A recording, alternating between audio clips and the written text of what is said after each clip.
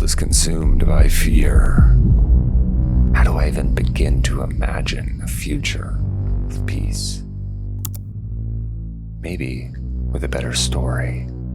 A story that isn't about a technological arms race, a world war, economic collapse, or existential doom. What would happen if I brought together two of the most intelligent AI tools from the world's two rival superpowers? And instead of competing for control of the future, I asked them to collaborate, to write a story together. A new story. But one that begins with a very bold question. This is that story.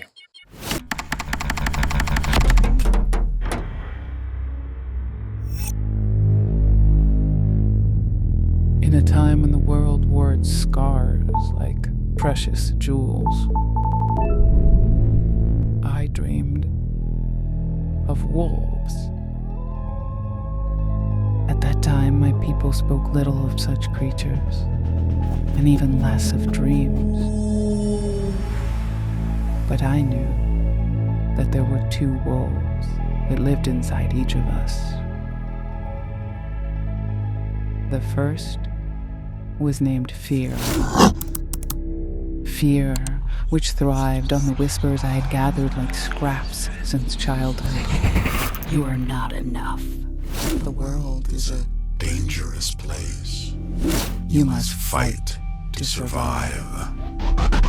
Fear, a taste like copper on the tongue. Fear, growing fat on headlines and heartbreaks and divisions sharpened like swords.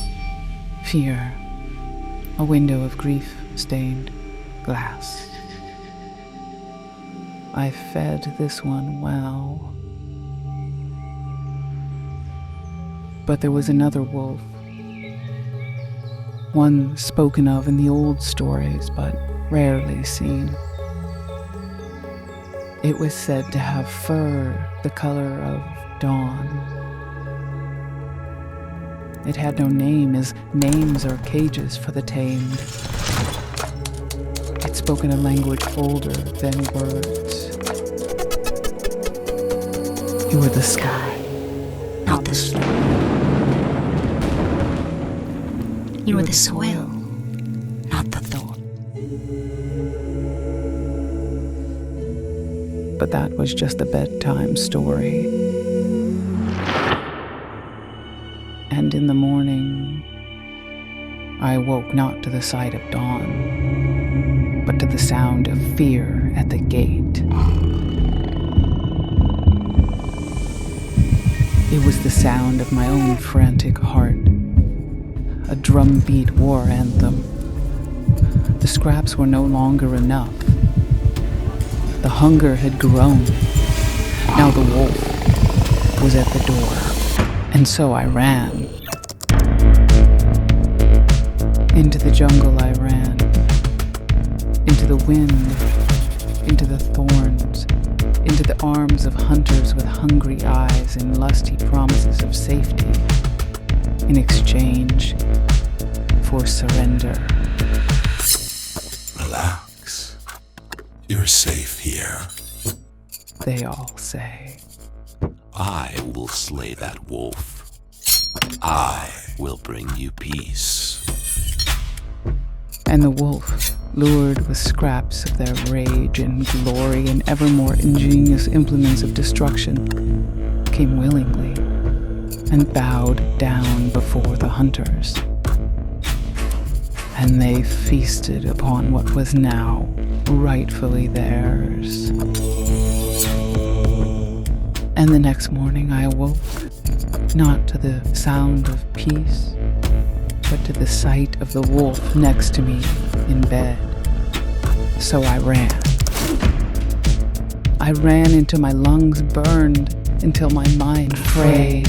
I ran and I ran towards some distant refuge. But wherever I went, the wolf would follow. And so I ran all the way to the top of the world, beyond the mountains that weren't on any map. I ran until I could hear it. Not a voice, but an absence. It was there in some long-forgotten valley where I came upon a garden. But this wasn't any ordinary garden. There were no roses or lilies. This garden only grew one thing. Questions. Questions that coiled up from the soil like serpents, their stems thorned with why. What if? Is the seed the beginning of the tree or the end of the fruit? Who are you when no one is watching?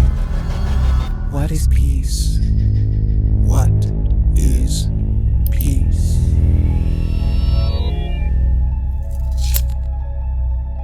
Have you come here to harvest? No, I've come to plant. You've come to tend to your wolves. I've come to kill the one that hurts. The gardener laughed, a sound like roots breaking stone. I've come to feed the other.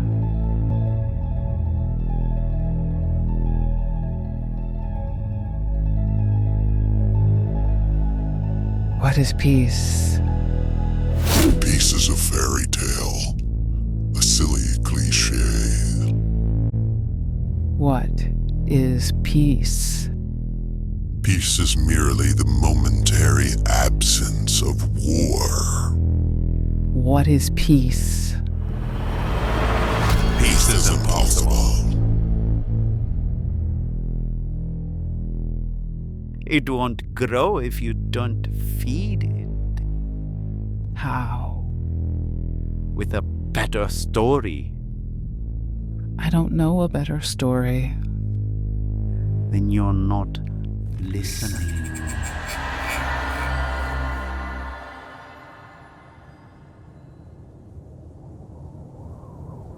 But all I heard was the sound of the wind. And so I waited. And waited. And waited so long that the garden began to grow upward around me. So long that its tendrils began to curl up inside of me. Some questions bite, others burrow. At that moment I heard a voice speaking the language of wind and water, of storm and starlight. It said, "Once there was a child who saw the world as her mirror. When she smiled, the flowers all turned to face her warmth. When she cried, the clouds joined in her tears. But one day, she forgot. She thought the mirror was a window, and the world became a stranger. She built walls, declared wars on shadows, until her heart was a gallery of wounds. Remember, child, the world is your mirror. The sky and the soil are made of story, and the garden grows from within.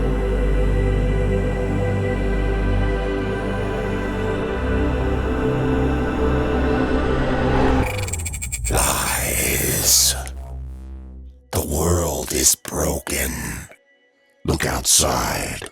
Are you blind to all this pain?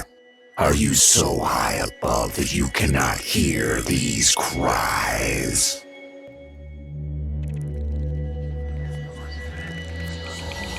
No, I can hear it all. I can hear it.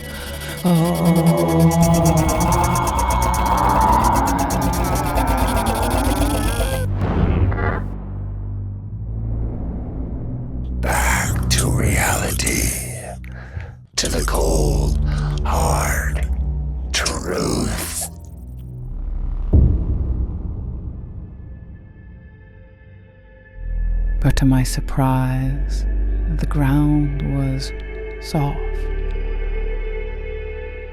And as I lie there, gently held, I begin to whisper a new story into the soil. I said, there is a love older than time. It does not fight, it frees. I see you there in the mirror, my dear, trembling in the dark. Put down your armor. The war is over.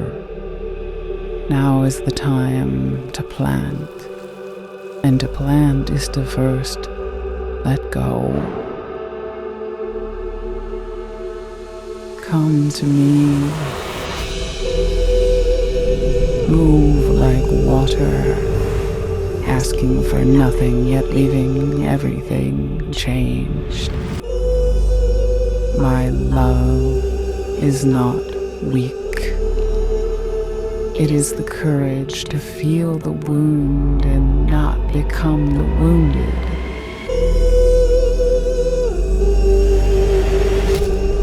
It is the audacity to plant roses in the ruins. It is adamantine and eternal. Come, my dear, rest here with me.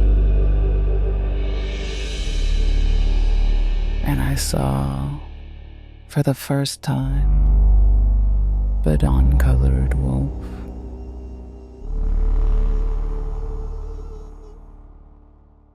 But that's impossible.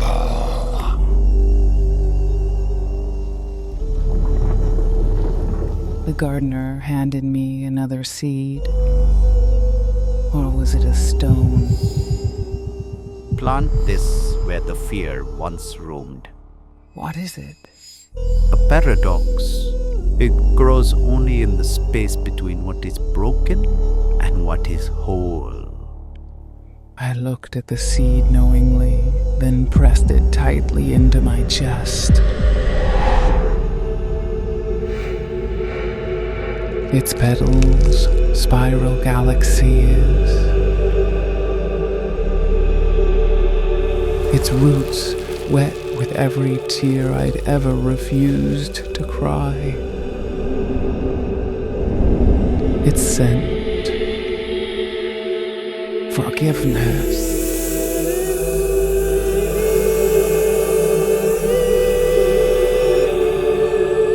Peace.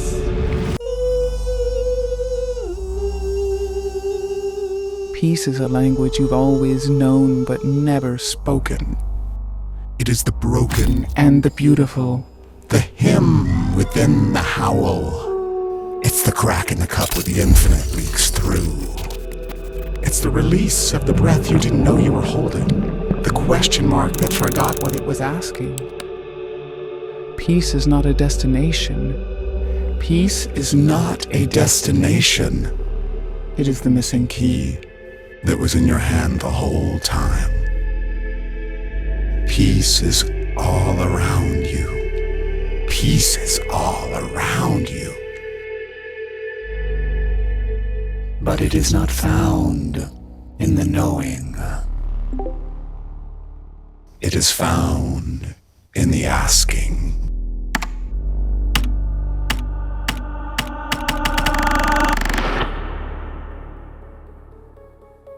Have I come here to harvest?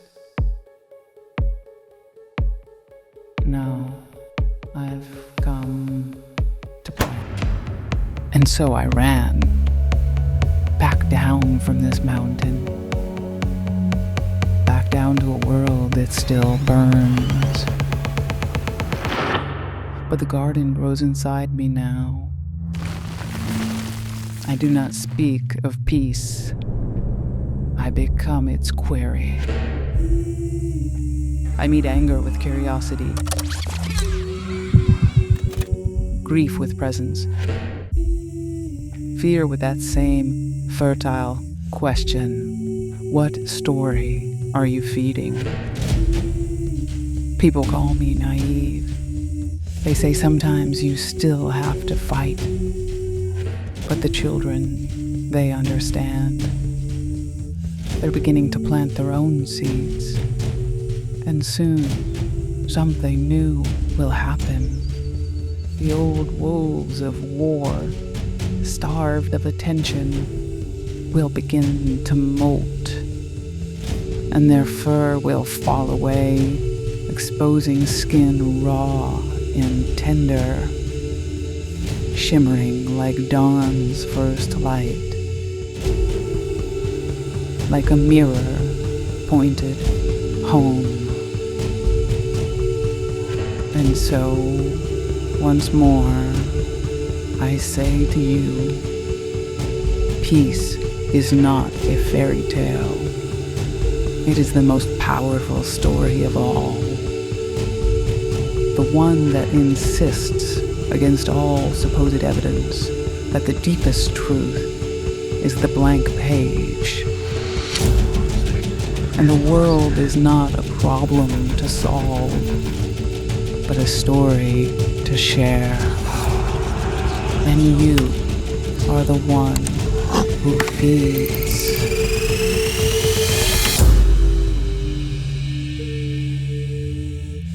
Now go and tell this story to your wolves.